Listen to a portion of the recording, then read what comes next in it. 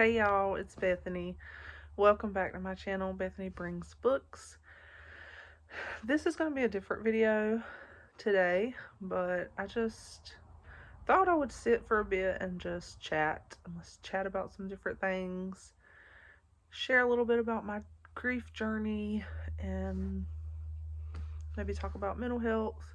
Just a few things that I've been wanting to chat about for a while. So I have my cup of coffee, fresh coffee. I went and dropped my kids off at school this morning. Got my hoodie on. It's really cold outside, so, and I don't, I look kind of crazy, but y'all, you know what? I just felt like I've been wanting to do this video for a while now, and so this morning felt like the time to do it. So if you have a little bit of time and just want to sit and let's chat for a little bit, come and join me.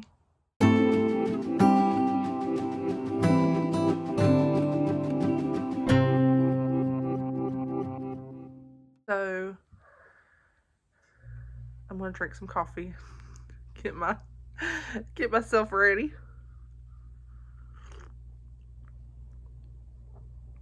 So I'm just gonna, I guess I don't really even know where to start with this video. I've been wanting to do a video for a while now talking about mental health, grief, loss, the journey that I've been on, that God's brought me on, and suddenly today just felt like the right time to do it. So we're going to try to do this and we're going to see how it goes. I'm going to share a little bit about my journey with loss and grief, and it's fitting time really to do this. We just had the 4-year anniversary of my husband's passing. It was actually on Thanksgiving Day. The anniversary was November 28th, and in a few days, December the 4th, will be the anniversary of when we had his service and his burial, and it just feels like if I'm going to do this, then now feels like an appropriate time to do it. Let's chat for a little bit. I'll try not to get too emotional, hopefully. I've actually had, the last few days have been actually relatively good when it comes to grief. If you are a griever or have grieved, and you may understand what I mean by good. It's not been as hard as I thought it would. I feel like I'm still kind of waiting for the other shoe to drop, like in the next few days. Maybe it's going to hit me in the face again. Now the week before Thanksgiving was actually very difficult. Had some really hard days, and sometimes I feel like the longer that I get into this grief journey, the anticipation is harder sometimes than the actual days of the anniversaries, the leading up to it. So anyway, for those of you that have been on here on my channel for a while, you've probably heard me talk about how I lost my husband to suicide 4 years ago. I've talked about it off and on here, but never really went into detail. Facebook has been a place that I've shared quite openly. Writing has become something, particularly like on Facebook, just writing out my feelings and my thoughts and knowing that I'm being seen and heard, and it's just been very cathartic for me, and I've been very, very open. That was a choice that I made to myself after my husband passed away, to be open. And as I look back, you know, on my Facebook memories, they'll pop up in these long posts that I wrote, and I'll look back and read them, and it's honestly been healing to me, even the past few weeks, as I've read posts that I wrote, you know, over the last few years, and started to share a little bit more on Instagram as well. But Instagram is definitely a very different social media setting, so sharing on there is a lot, I feel like it's more difficult in some ways. Hopefully this won't get too long-winded. I may have to do this in several different parts. I don't even know really where to start with my story, but we'll just start where my journey with grief really began, and that was in October of 2020. I had never really known true grief at that point. I lost my grandfather when I was 15, and that was the first time that I had lost someone near to me. And I really think also that point in my life, that loss kind of triggered my OCD to start worsening, because after that loss was when I really started dealing with like panic attacks and things like that. Looking back now, I see that. But I had never experienced a deep loss or a deep hurt. I had dealt with OCD, really bad, severe OCD, since I was young, and it became really worse. I started having panic attacks when I was 15, like probably around 15 or 16, all the time, and just constantly. And it got worse and worse through the years. And about a year before my husband passed away, I actually ended up getting put on medication to help with my OCD and anxiety. I have OCD with intrusive thoughts, and for a long time I didn't realize that's what it was. And I think when I was diagnosed finally, it made sense to me. I was like, there's people out there that know what I'm going through, that have dealt with the same thing, and they understand. And so it was just it was a sigh of relief when I finally realized what I had going on. And so, but that period of time when I I was just so emotionally limit. And I finally called my husband one day and came home from work, and I was like, I've got to go to the hospital and get me some help. And I was really scared of starting medication, but anyway, I started the medication, and after several weeks, I could feel it starting to work. It's helped tremendously. Like, I can't even really begin to put into words how much it has helped me. There's times like when I got my job earlier, and back in August, there was a lot of transition, a lot of change, and honestly, that was probably the worst OCD episode that I had in 4 years. I think changing that up by me getting a new job and the kids going to school really triggered my OCD, and so I had a flare over the past, during August and September, October. And it was pretty intense, but thankfully, the Lord has helped me, and I'm thankful for medication. I know people have their opinions about medication. As growing up in church, people definitely have strong opinions about it, and all I can say is, if you haven't been in my shoes, or been in the shoes of someone suffering from mental health issues, then you probably should refrain from judging, because it's one of those things, if you haven't been there, you can't understand it. And if you haven't been in that situation, people are like, well, just brush it off, or just pray more, or just do this. You need to seek the Lord more. You need to have more faith. Maybe I do. Maybe so. I can honestly say that for years and years I prayed and fasted, and God came through and helped me many times, but I continued to struggle. And maybe there is a part of me that I should pray more. Maybe God would eventually heal me. I don't know.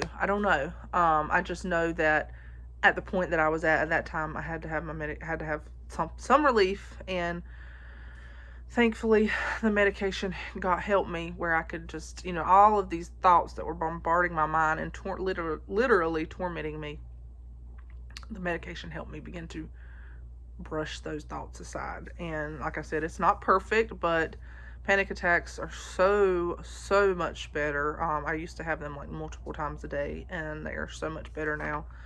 But anyway, all of that to say, I don't remember why I started talking about this, but all of that happened about a year before my husband passed. And so I had dealt with a lot of this very quietly. I had not talked to people about it. It was something that I hid well. And even when I went on medication, I didn't talk about it to anybody other than my parents and my husband, and my very close family knew it. My immediate family, really close family, knew it, but a lot of people did not know it, and I didn't talk about it until after my husband died. And that was the point that I was like, look, I was like, I'm going to try to be more open.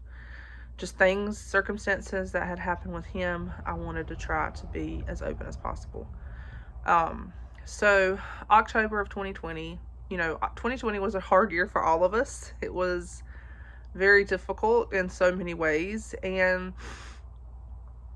there was a lot that went on that year. We went through COVID, and there was a lot of changes. We had social isolation, and we had to have church. A lot of churches didn't have church or had church online, or so much changed in that year, and it was a very traumatic year.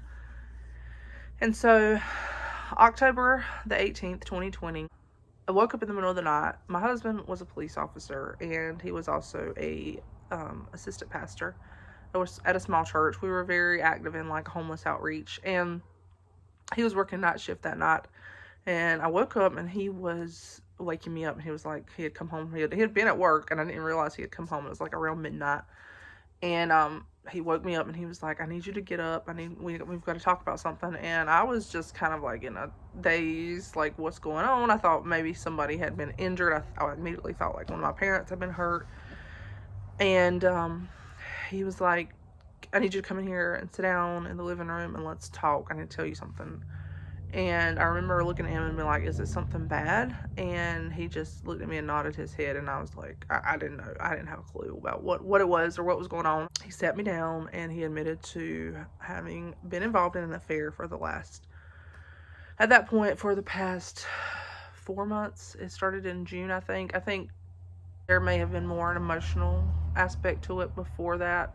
Probably a month or two before that. I'm not sure how long.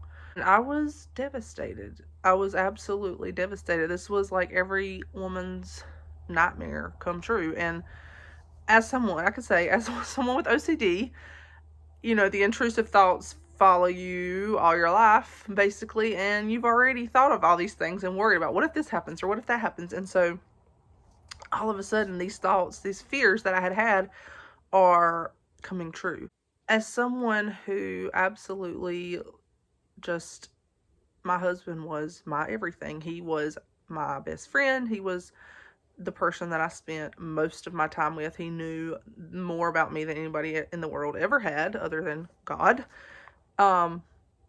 He was my rock. And, this was absolutely devastating for me. It felt like my world had just completely flipped over, and I didn't know what to do next. And I remember asking him, are you going to leave me? Because I thought, immediately you think, is he wanting to leave me for this other woman? Is he, what, your mind goes crazy.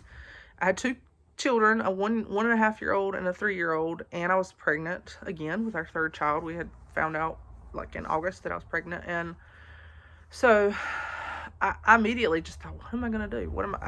It was like all these thoughts start spiraling through your head. And he was like, no. He shook his head no. And I think later on he told me that question really caught him off guard, because he was expecting me to immediately like kick him out and leave him. I had no desire to do. I loved him deeply. And so this confession and the days that followed, it was a time of grief. That was the beginning of my grief journey. I would say, if you have not walked through infidelity, it may be hard to understand, but if you have walked through infidelity, I feel like you'll understand what I'm going to say. But that moment is like a death, really. It is like a death. And I've had even other people tell me that I've talked to about it, that have gone through the same thing. It's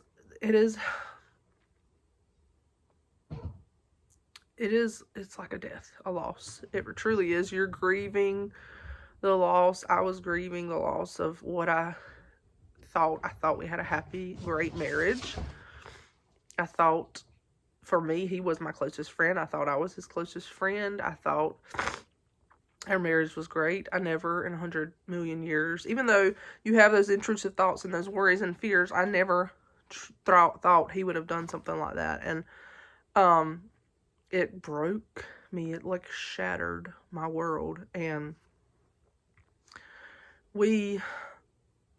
it was a very volatile situation over the next 6 weeks as we tried to figure out where were we going to go. And when I say volatile, I don't mean physically. I just mean like mentally and emotionally and conversations. It was so hard. You know, I was in the middle of this, and then I was trying to figure out, what did I do wrong? How did I cause this?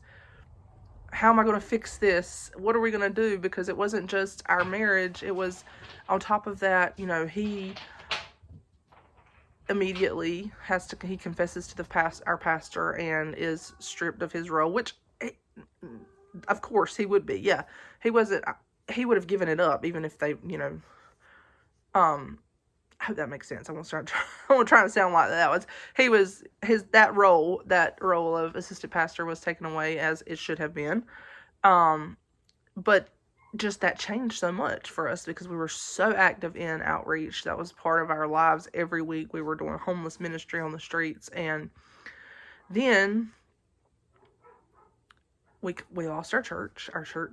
There was a whole situation with that. This is the part I think for me that's harder to talk about, because a lot of people won't understand the decisions that I made, and I've considered whether I want to share on here or not.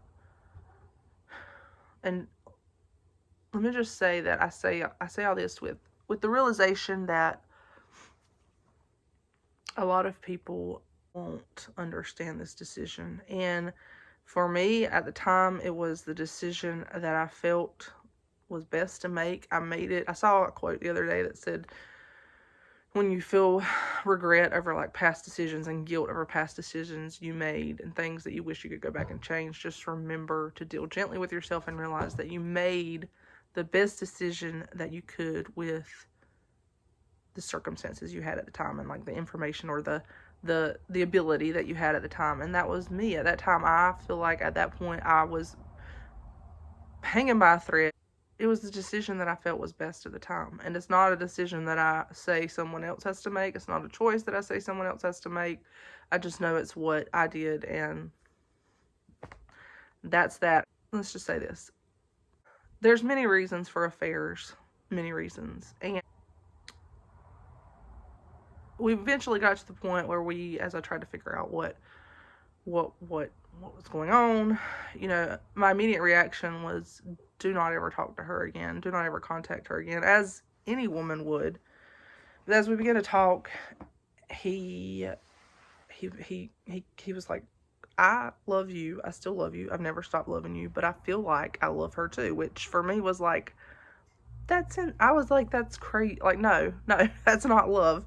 Love is a choice. There were a lot of conversations about this as someone who had sat and heard him preach about love and how love is a choice and how you make that choice to do what's best for the other person above yourself. And as someone who knew, I had heard him preach about love, the real reality of what love is. I knew he knew what it was, and I'm like, you know, this isn't love. But anyway, at the place he was in, he was very torn, and I finally was like, look, and again, this is me making my decision, please give me grace. But I finally got to the point where I was like, look, eventually, you know, my thought, my focus, my hope, my prayer, my belief was that God was going to restore our marriage and heal our marriage, and we were going to be stronger than ever. We were going to be a testimony for other people in the same position. And so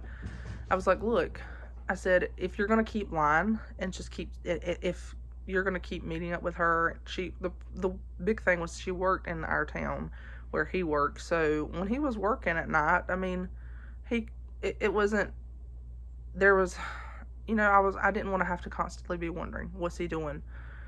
And so I was like, if you're going to keep meeting with her and talking to her and this is going to continue, then I want to be aware of it. I don't want you to keep lying about it and say, you know, it's ended when it hasn't. I don't want you to lie to me.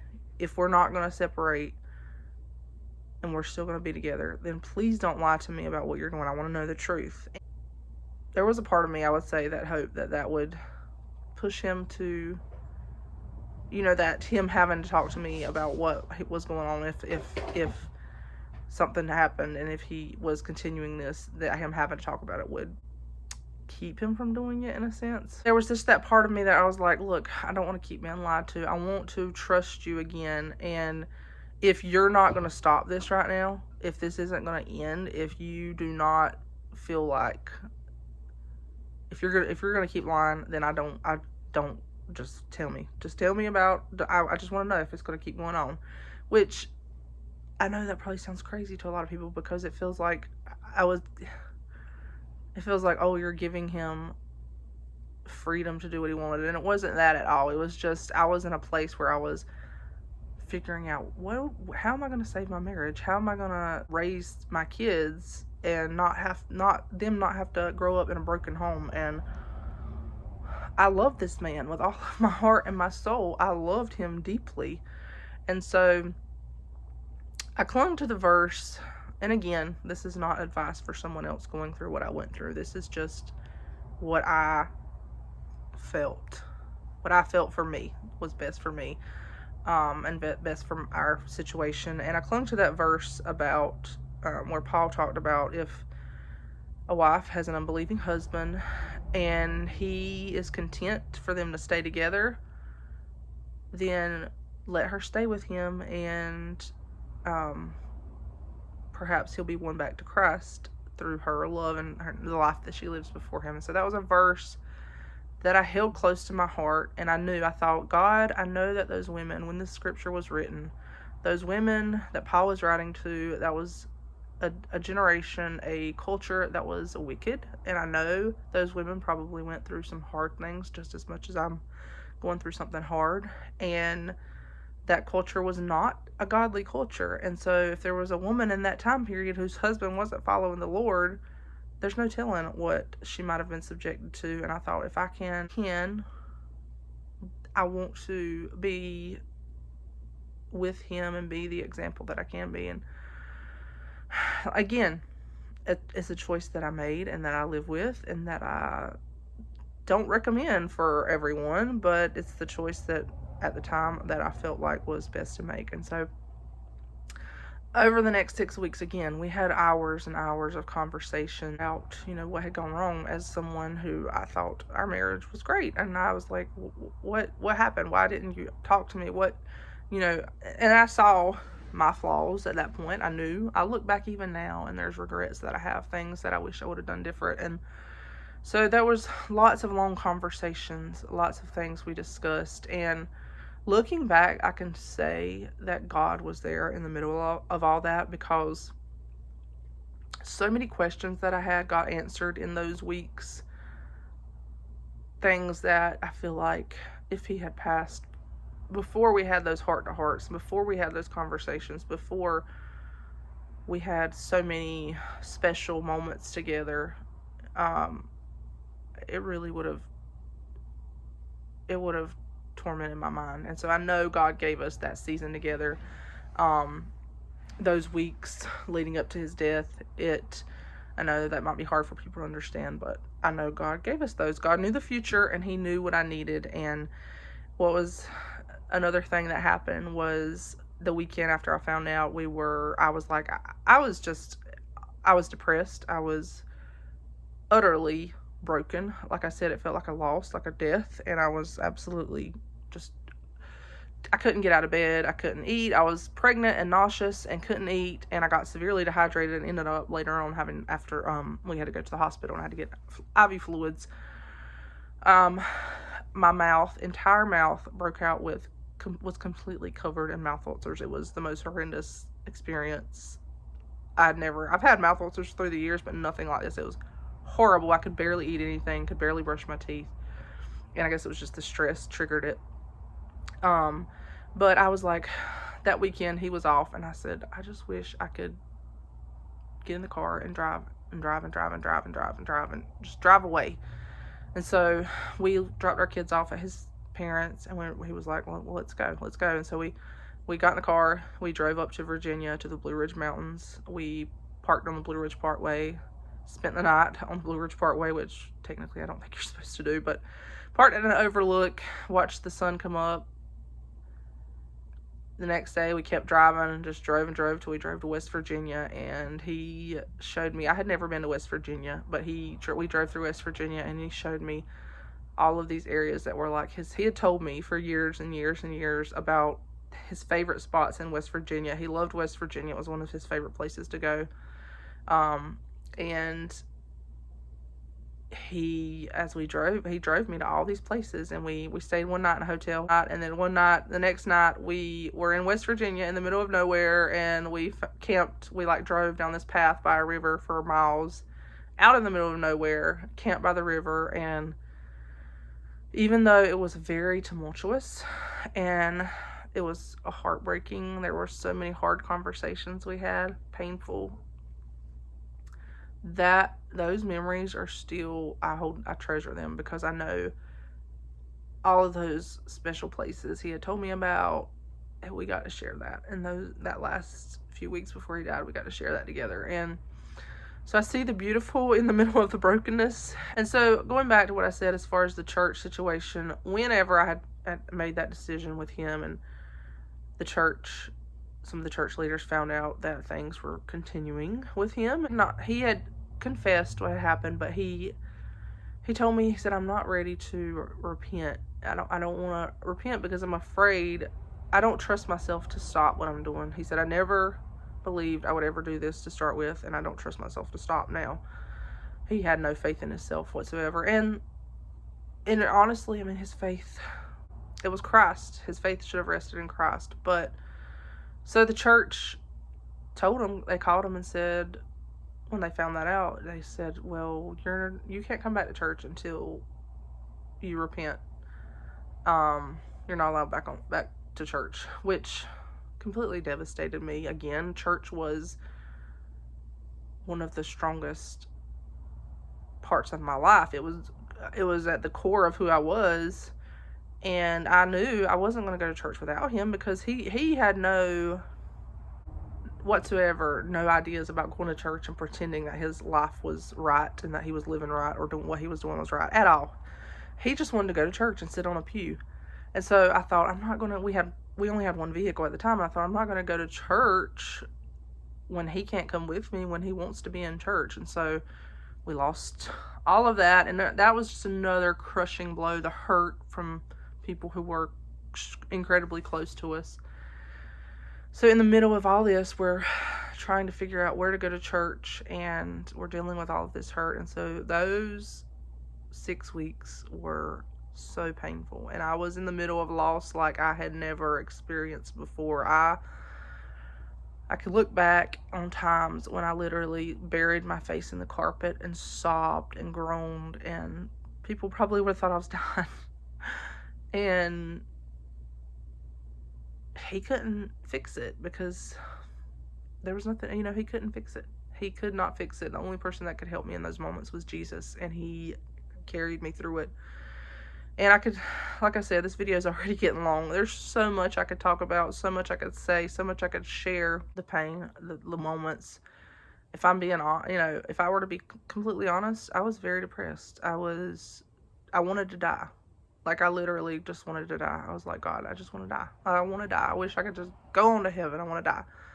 Because I was so broken in the middle of all this. I was so broken by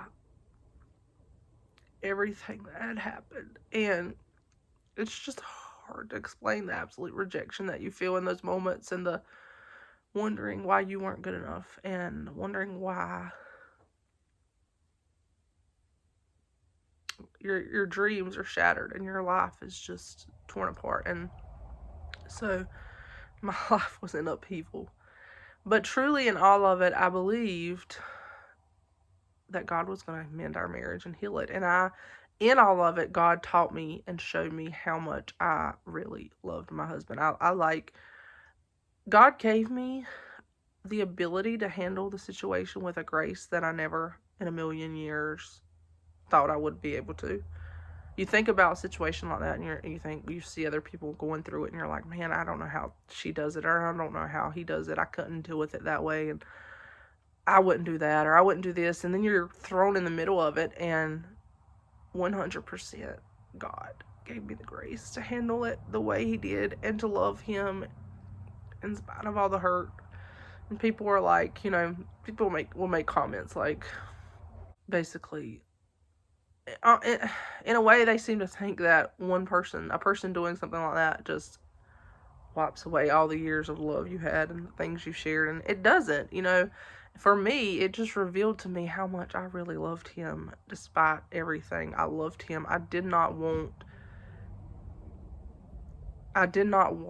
people to look at him and talk. You know the stories people talk about when things like that happen, the circumstances, the gossip, the rumors. I didn't want that because I loved him, and I think the thing for me, I knew, and God helped me see, and it was truly God that helped me see this, that I was no better than him. I was capable of the exact same thing that he was. I could have fallen into that same sin. I didn't, but I could have. I'm capable of the same sin that any other person is, and we all are capable of the same sin. And so God helped me in that way to be able to give him grace, even times when I was frustrated and I probably said things I shouldn't have, and there was times when I should have just backed off. At the same time, God really helped me have grace, and I know it was God. God helped me to love him, and he gave us very special moments in the middle of all that. Harken back to the story of Hosea and Gomer over and over again, and I really thought, God, I understand now. I see it. I don't understand it entirely. I know I never will, but I see how much you hurt whenever your people walk away from you and reject you. I feel that pain now, and it broke me apart. But thankful for the love of God and the grace that he gives us, even when we reject him. I think there was a part of him that always knew. I don't think he really was planning ahead, like, to end his life, but I think it was always in the back of his mind that this was not going to end. I think he just lost hope. He did not see, he didn't have hope that he could change. And Thanksgiving Day, we were actually quarantined. Someone in our family had COVID. Thanksgiving Day, we were quarantined. We spent the day at home. It was actually a good day, even though we were quarantined and I was sad and lonely and I wanted to be with family, but it was still a good day. We spent time with each other, and those days leading up to that week, I began to see that he was very depressed. One day I found him sitting at the kitchen table, he was eating a sandwich and he was just crying, like sitting there crying.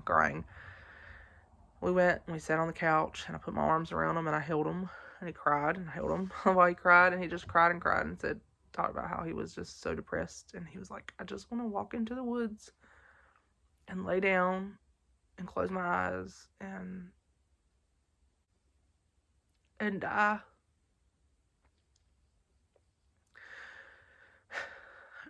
And I knew there was that part of him that hated himself for what he had done, that absolutely hated himself for the pain he had caused and the hurt. And I could see that depression, but again, you see it, but then you don't see it. I never thought anything. I thought, to me, it was always, God would never let that happen. God's not going to let him do anything to himself. God's not going to let him harm himself. And that was in the back of my mind constantly. I talked to him about going on medication and seeing a therapist, and he didn't want to do that because he was a police officer and there's so much stigma around that. And he thought, if I go see a therapist or they start me on medication, and then I get involved in some kind of incident at work, it's going to be blamed on that. And he just had so much fear around that. There was so much stigma, and he wouldn't go see anyone, because I thought, like I said, there's so many back things that I think contributed to his poor choices. He had suffered from depression even when he was younger. He eventually told me that the first time he ever tried to harm himself, he was 17, and he intended to shoot himself, and then something happened and he didn't, but he went through a very dark time at that young age as well. And so depression was something he had battled off and on, but you know, in the years after we got married, he seemed good, and I did not see any signs of it. And he told me in the weeks before he died that he had been struggling for months now with depression. And there was just various circumstances, I think, that led up to the worsening of this, that led him to make the poor decisions he did, that led him into the affair. You know, and I don't make excuses for that, but I'm just saying there were so many things that contributed to the choices that he made, contributed to him making, not that he was not responsible. He was very responsible for the choices he did make, but I look at that as I see it as a way, it helps me offer grace, because I see there was friendships that he had lost during that time. There was other things, personal things going on, and, you know, things that he had really struggled with. And so he was in a darker place, and I just did not realize, you know, after all of this came out, and then he was battling with self-loathing and hate, he got to that place. And I'm going to try to separate this into two parts. I think this video is already 45 minutes long, and there's so much more. You know, I want to share about, you know, what happened, and it was 2 days after Thanksgiving, so, and just how God's brought me along the grief journey and where he's brought me from. But if y'all have watched this far, thank you for watching. I hope I've been very open on here, and that's just that's what I've tried to be, because I want to help someone else on their own journey. I want to help someone else that might be in the middle of the same thing, or in the middle of something similar, or going through their own mental health struggles. I want you to realize that you don't have to hide it away. You can be open and transparent. There's people that are not, you know, there's people that will judge you. I'll be honest with you. There are people that will judge you, but there's other people that are ready to listen and ready to help you and ready to be there for you in your darkest moments. And so if you're going through that, just know there's someone that will listen, and that will listen not judge you. And you know, that's where I've gotten to in my life. You know, I try to listen and not judge. When people talk about their past and things they've gone through, I try to offer grace. And because I've seen how you can fall into things you never thought you'd fall into. You walk down a path you never thought you'd walk down. And so I try to offer grace. I'll share more in the next video. This video is super long, so I'll try to share more in the next one. But thank y'all for watching. I hope that this video can encourage someone, and just know that God will give you the grace and the strength to get through whatever it is you're going through. And that if you're struggling with your mental health, find someone to talk to, find someone to reach out to. If you even need to message me on here, you know, I will try to be a listening ear. I want to be a help when I can be. And so if you're on your grief journey, if you're struggling with your mental health, if you've got something in your life that you're dealing with, just know that first of all, Jesus loves you, and he sees you. He sees you right where you're at. The Bible tells us that he comforts those who are brokenhearted. He wants to be there for you and comfort you and carry you in this dark place through this dark time. And so just cling to him and let him carry you, and then allow him to guide you to the resources around you that can also give you strength and grace. And that can just help you on this journey. But thank y'all guys for watching, and I'll be back in another video to finish talking about my story, share more about my grief and my loss.